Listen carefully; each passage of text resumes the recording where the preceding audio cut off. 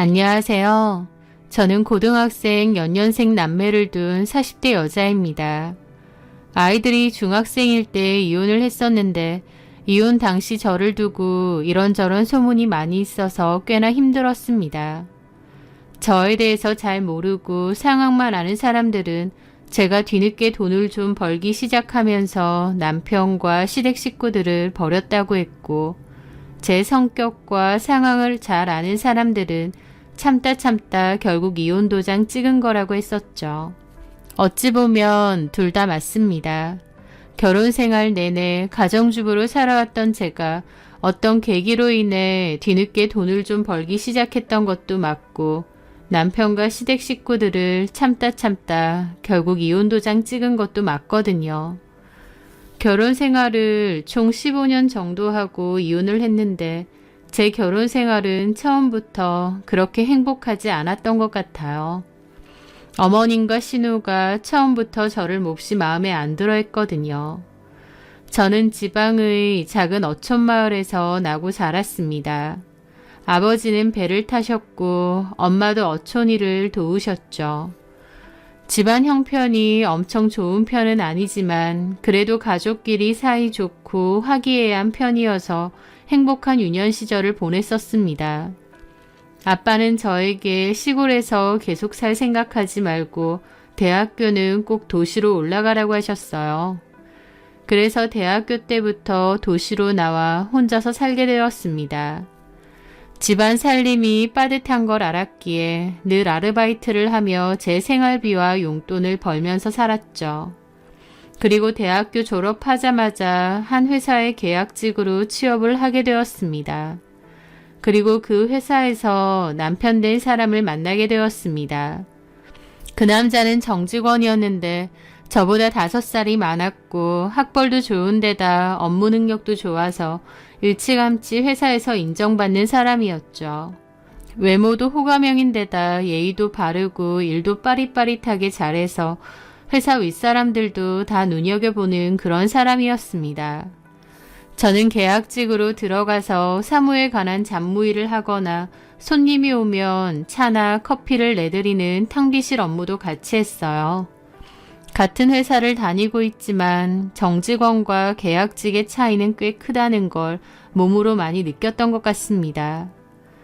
회사 내의 분위기도 자연스럽게 정직원들은 정직원들하고 잘 어울렸고 계약직들은 계약직들하고 어울리게 되었던 것 같고요. 그리고 언젠가부터 그 남자가 저에게 말도 잘 걸고 밥 먹으러 가자고 하고 나갔다 오면 꼭 제 커피를 사와서 주던지 간식거리를 올려놓고 가더라고요. 저는 그냥 친절한 사람이니까 그런가 보다 했는데 동료들이 하는 말이 저한테만 그렇게 한다는 겁니다. 저한테 관심이 있어서 저러는 거라고요. 그 남자는 여직원들 사이에서도 인기가 많았고 마음만 먹으면 얼마든지 괜찮은 여자를 만날 수 있는데 저한테 마음이 있다는 게 이해가 안 되더라고요. 그래서 설마 했는데 정말 저한테 관심이 있었던 게 맞았는지 나중에 고백을 했습니다. 제가 입사하고 처음 인사를 했을 때부터 한눈에 반한 것 같다면서요. 자기도 나름 연애도 많이 해보고 여사친들도 많은 편인데 저를 보고는 마음이 떨렸다고 고백했죠. 그 남자의 진심 어린 고백에 저도 마음이 흔들렸고 저희는 회사 밖에서 만나게 되었습니다. 그렇게 1년 정도 연애를 하다가 제가 아이를 가지게 되었어요. 홈전 임신이라 몹시 당황스러웠는데 그 남자는 뭐가 문제냐며 결혼하면 되지 않느냐, 오히려 축복이라고 하더라고요. 자기만 따라오면 된다고 했는데 그 모습이 꽤나 믿음직스러웠습니다. 저도 그 남자의 말만 믿고 따르면 된다고 생각했는데 막상 현실은 그리 녹록치 않았습니다. 그 남자의 어머니와 여동생이 단박에 저를 반대했거든요. 하나부터 10까지 제가 마음에 드는 부분이 하나도 없다고 하셨죠.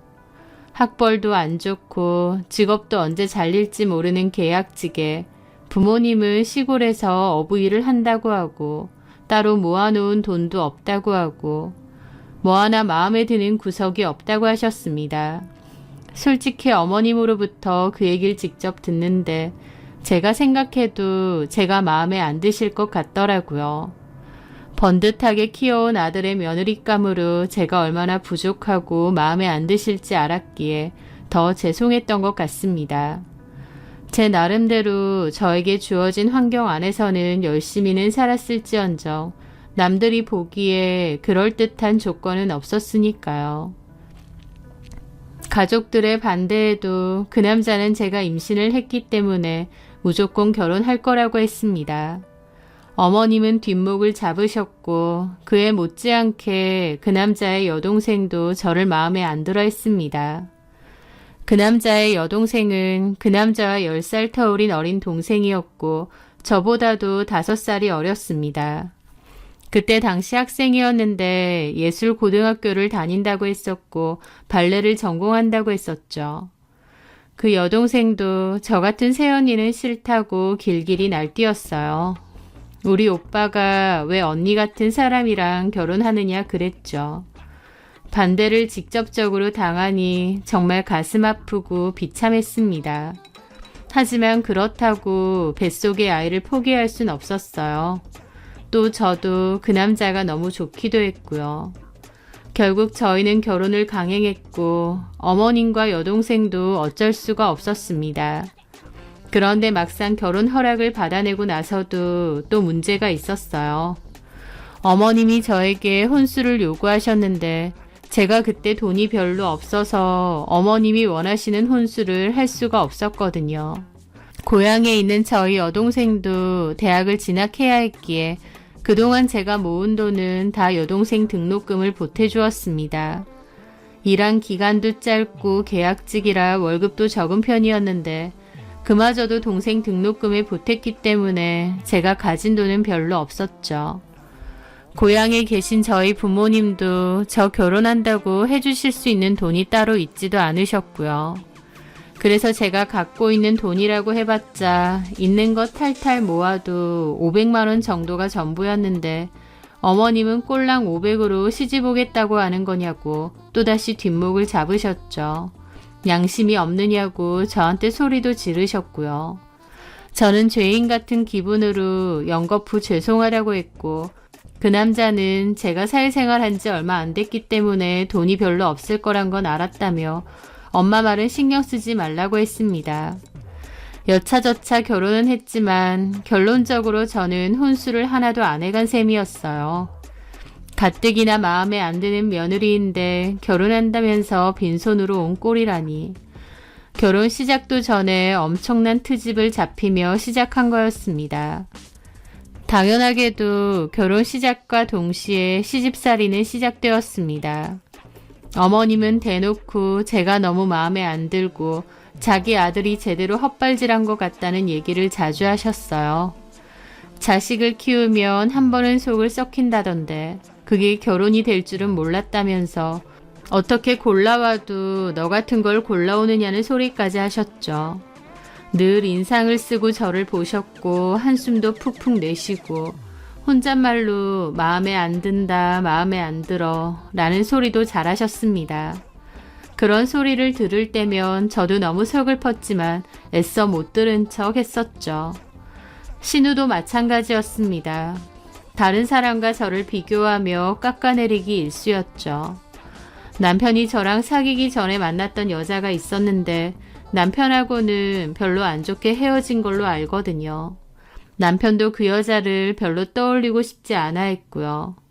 그럼에도 신우는 꿋꿋하게 그 언니가 새언니가 될 줄 알았다며 툭하면 저와 비교질을 해댔죠. 언니, 우리 오빠 전 여자친구는 어떤 사람인지 들었어요?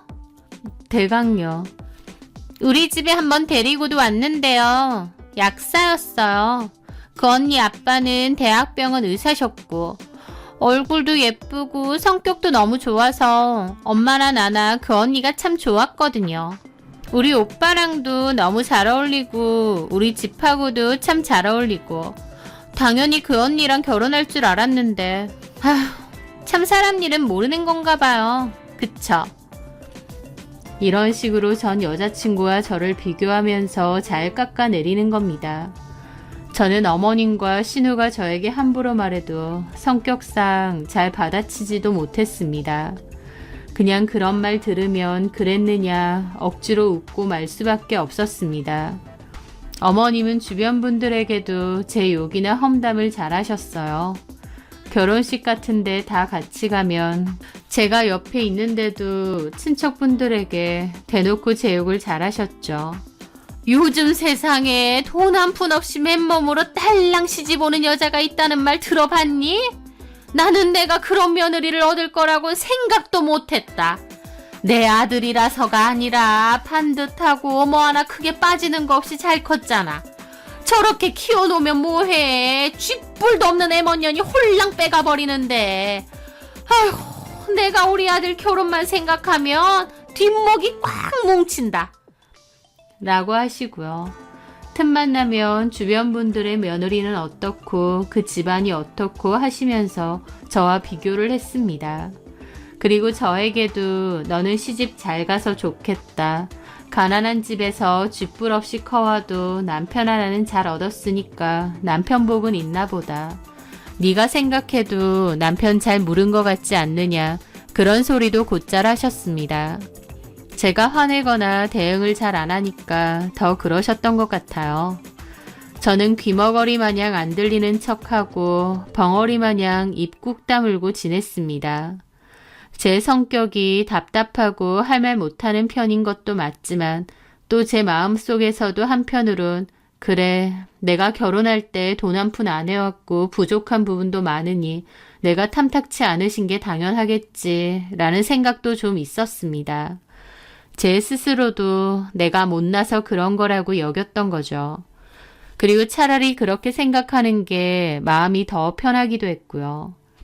시모는 제 모든 것을 마음에 안 들어 했지만 그래도 제가 만드는 음식은 좋아하셨어요. 그래서 나중에는 아예 일주일에 2번씩 반찬을 만들어 오라고 시키셨습니다.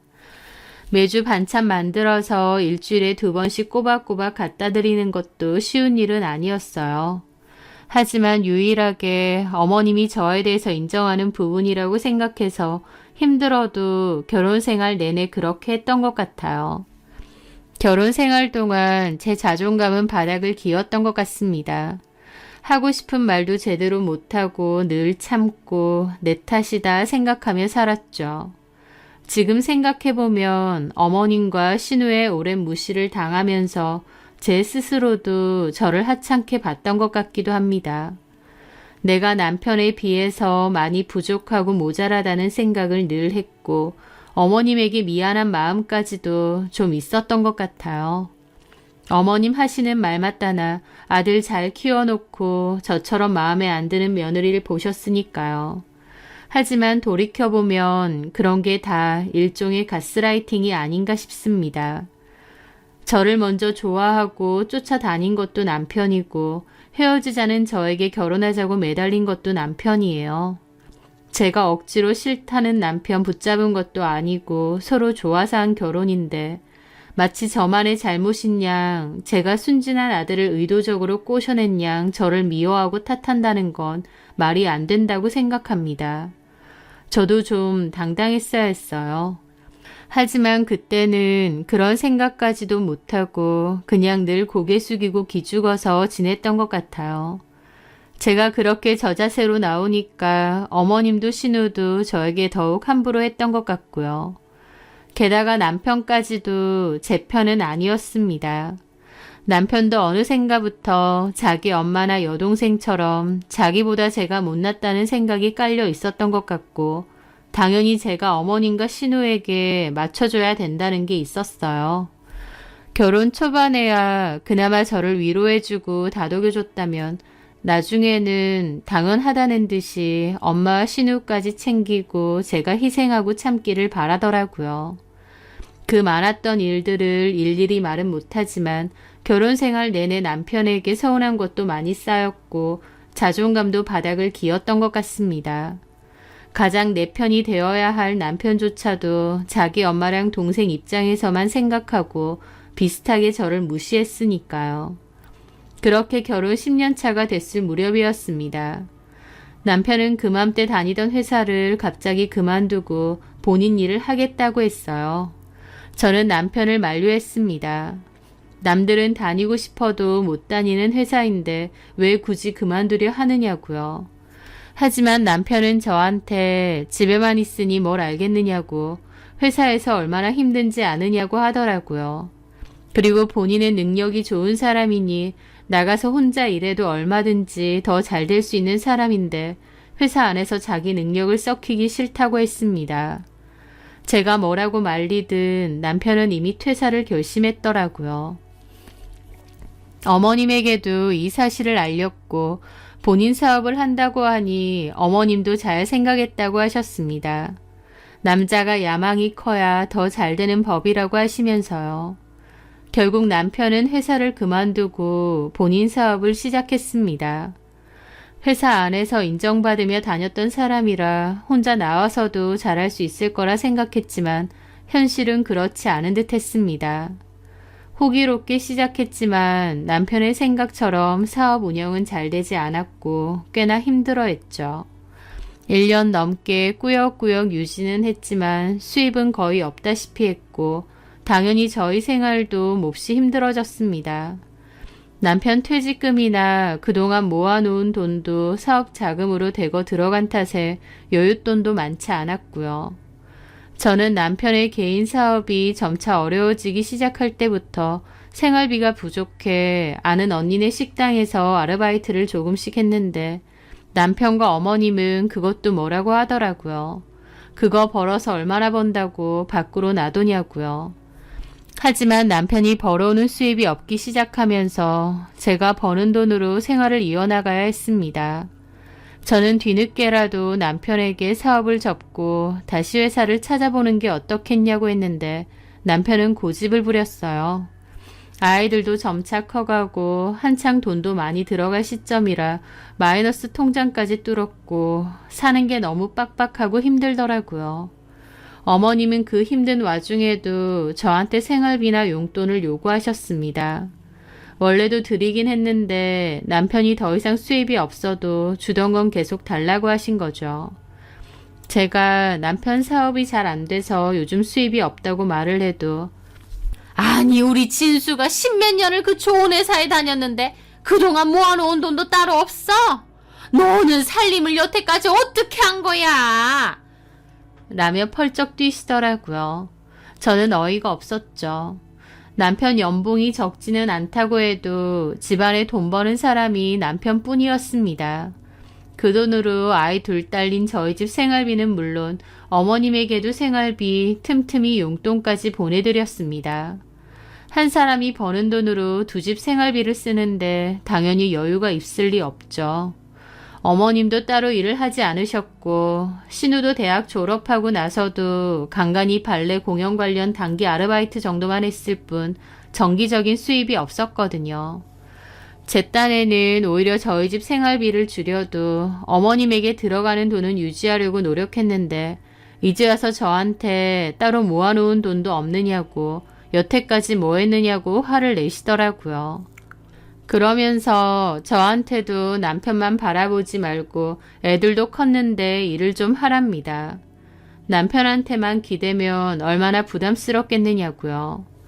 제가 아는 언니 식당에서 아르바이트 할 때는 쪽팔린다고 돈 얼마나 번다고 밖으로 도냐고 하셔놓고 이제 와서는 남편 돈만 축내지 말고 일을 해서 돈을 좀 벌라고 하시더라고요.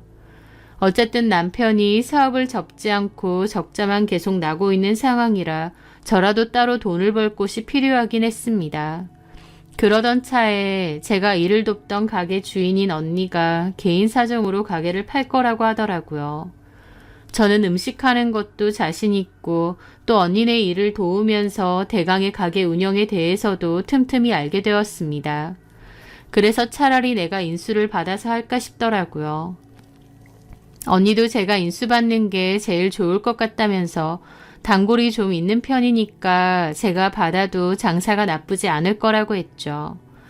그렇게 많은 고민 끝에 제가 그 가게를 좀 싸게 인수받기로 했고 당장에 돈이 없어서 친정 부모님 도움도 좀 받았습니다. 남편과 어머님은 괜히 헛돈 날린다고 옆에서 난리를 쳤지만 막상 인수 받기로 하고 나니 제가 잘할 수 있을 것 같다는 자신감이 들더라고요. 그렇게 식당을 시작했습니다. 언니가 원래 하던 식당이긴 하지만 메뉴도 보완을 하고 홍보도 적극적으로 하고 제 나름대로 많은 변화를 주었어요. 언니가 하던 대로 해도 나쁘지는 않을 것 같지만 좀 더 장사가 잘 되게끔 노력을 했던 거죠.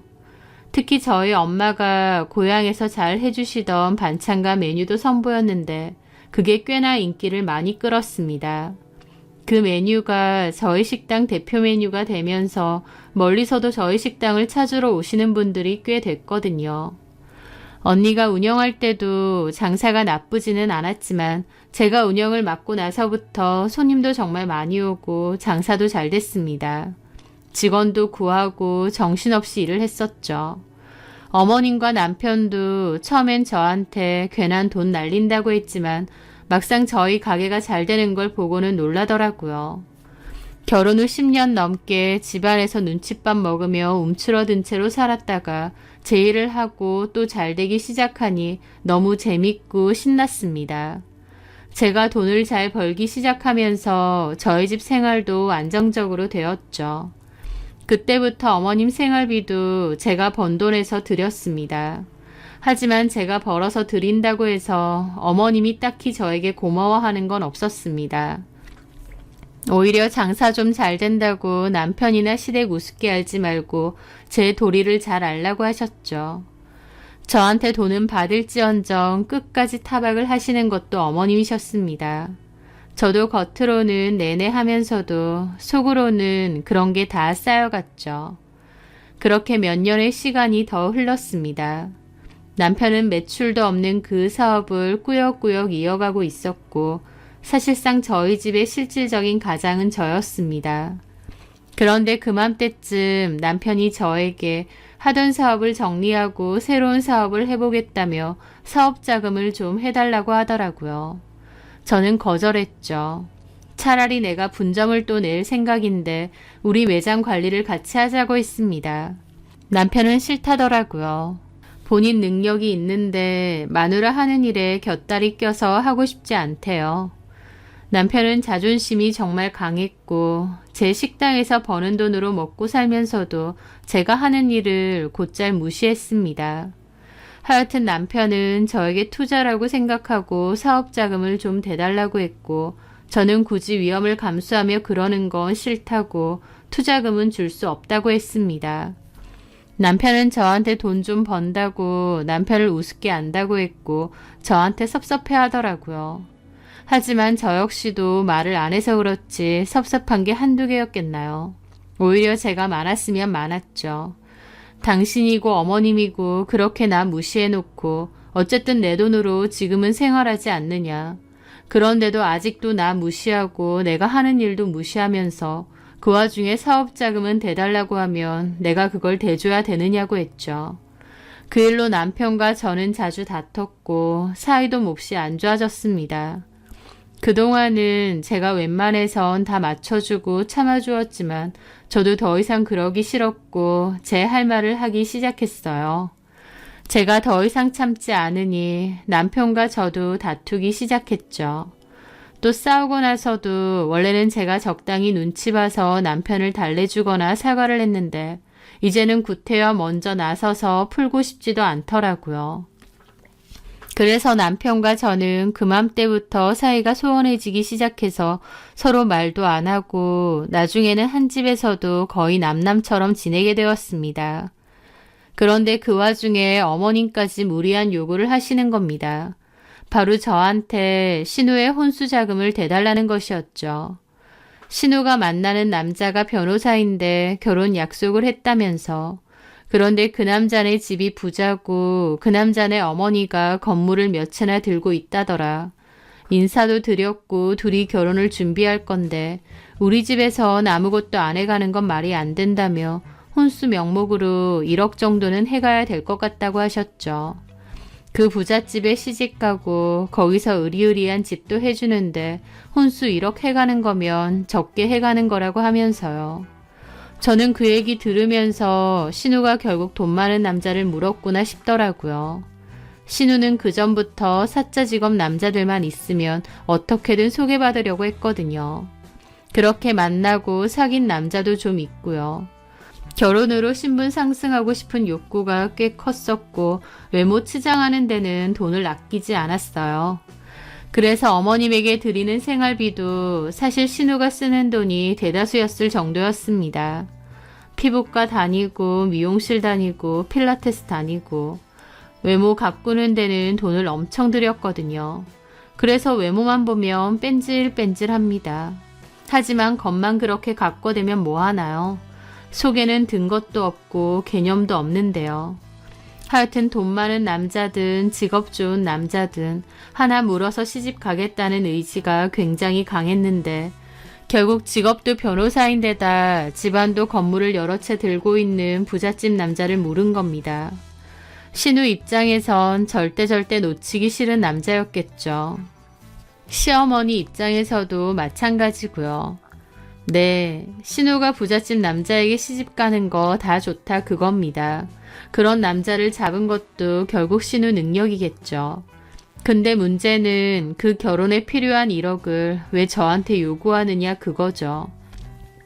진아가 그 부잣집에 시집 가는데 몸만 덜렁 갈 수 있니? 한 1억 정도는 혼수든 예단이든 해가야 나중에 딴소리 안 듣지.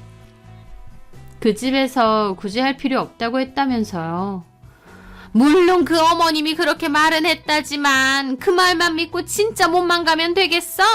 나중에 무슨 딴소리를 하면서 내 딸 구박하려고? 하시더라고요. 제가 결혼할 때 맨몸으로 왔다고 결혼 생활 내내 저 무시하고 구박하셨으니 자기 딸도 그냥 맨몸으로 가면 똑같이 구박당할 거라 생각하시는 듯 했죠. 어쨌든 너한테도 또 좋은 거야. 우리 구서방이 변호사 아니야. 너도 장사를 하고 있으니 알겠지만 은근히 송사 휘말릴 일도 많고 변호사 필요한 일도 많다. 그럴 때 집안에 변호사가 하나 떡하니 있으면 얼마나 든든하고 좋아. 제가 필요한 일이 있으면 정식으로 변호사 사무실에 돈 주고 의뢰하면 되는 거죠. 답답한 소리 한다. 돈 주고 변호사 사서 쓰는 거랑 집안 식구로 있는 거랑 같아? 어쨌든요 어머님, 저 그만한 돈 없습니다. 왜 없어? 진수 말 들어보니 있다던데. 진수가 그 돈 사업자금으로 좀 보태달라고 해도 네가 싹 모른 척 했다던데. 저 분점 내려고 준비하고 있고 거기에 들어갈 돈이에요. 운영하고 있는 거 하나나 똑바로 하지 뭐하러 분점은 또 내. 너도 욕심이 보통 아니다. 괜한 짓 버리지 마. 그 돈으로 남편을 도와주던가 그게 아니면 신우 시집 가는 거나 도와주지. 그 말에 저는 저도 모르게 코웃음을 쳤습니다. 어머님은 표정이 일그러지시더라고요. 너 지금 웃었니? 남편 사업한답시고 제대로 된 매출 있어 본 게 손에 꼽을 정도예요. 그런데 뭘 믿고 남편에게 주나요? 게다가 아가씨 결혼 자금을 왜 저한테 요구하세요? 얘 말하는 것 봐라. 진아가 남이야? 네 신우야. 그런데요. 신우라고 해서 또 가족이라고 해서 저한테 뭐 도움된 거 있어요? 뭐? 그리고요 어머니. 어머님도 이럴 때만 가족이에요? 어머님이 여태까지 저 무시하고 가족으로 인정하고 싶지도 않다고 하셔놓고 왜 돈 필요할 때는 가족이라고 하세요? 제가 어머님 가족 맞아요? 저 그냥 이 집에서 시녀고 하인이나 다름없지 않았나요? 저도 너무 악에 받쳐서 두 눈 똑바로 뜨고 따졌습니다. 사실 결혼 생활하면서 제 얘기 똑바로 한 건 그때가 거의 처음이 아니었나 싶을 정도였어요. 저도 웬만치 나이도 들었고 내가 왜 남편이고 시댁 식구들에게 계속 고개를 숙여야 되는지 이제 모르겠더라고요. 답답이로 15년 정도 지냈으면 저도 뭔가 깨닫는 게 있었을 테니까요. 하지만 제가 처음으로 기어오른다고 생각하니 어머님은 눈이 뒤집히셨죠. 야! 너 술 먹었니?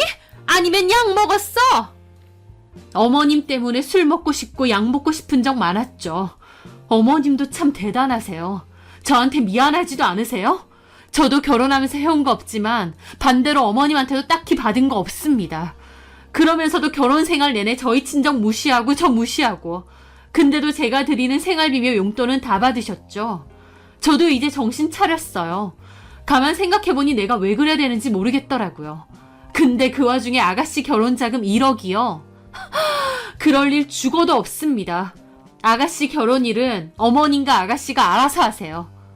이야, 사람만큼 무서운 거 없다더니 나는 네가 이렇게 또록또록 따져내는 인간인 줄 처음 알았다.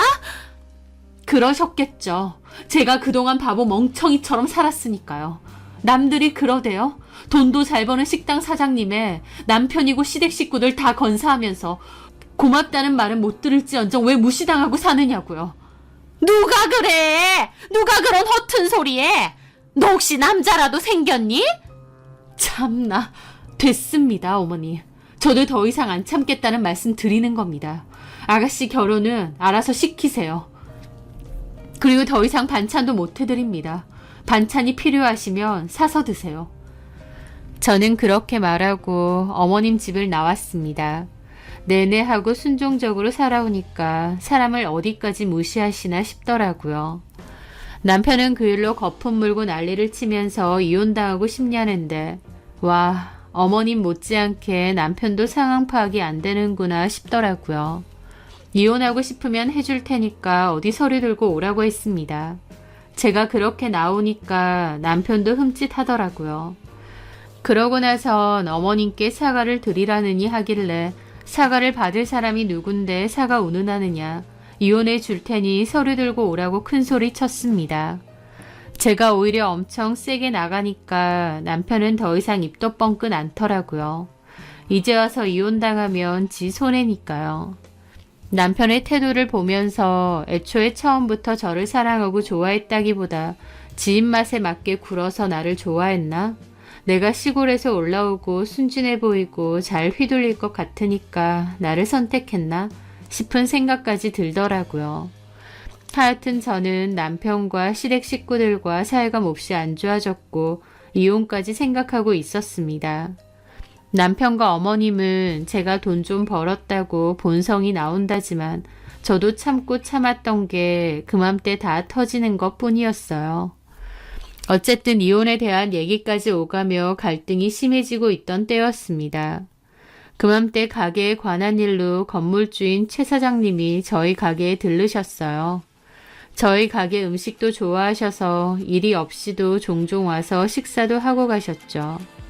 간단하게 가게 관련 의논을 끝내고 마침 식사 시간이라 제가 식사도 하고 가시라고 했습니다. 그럴까? 마침 배도 고프고 내가 또 여기 음식 좋아하잖아. 네, 평소 드시던 걸로 준비해드리면 되죠? 그래요. 그렇게 저는 음식을 내어드렸습니다. 저번에 뭐 분점도 생각한다고. 네, 바쁘네 아주. 근데 워낙 음식이 맛있어. 내가 바깥 음식을 즐기는 편은 아닌데 홍 사장네 식당은 일부러 와서도 먹잖아. 감사합니다. 우리 아들도 이거 좋아해서 언제 한번 같이 먹으러 와야 되는데 이제 며느리도 같이.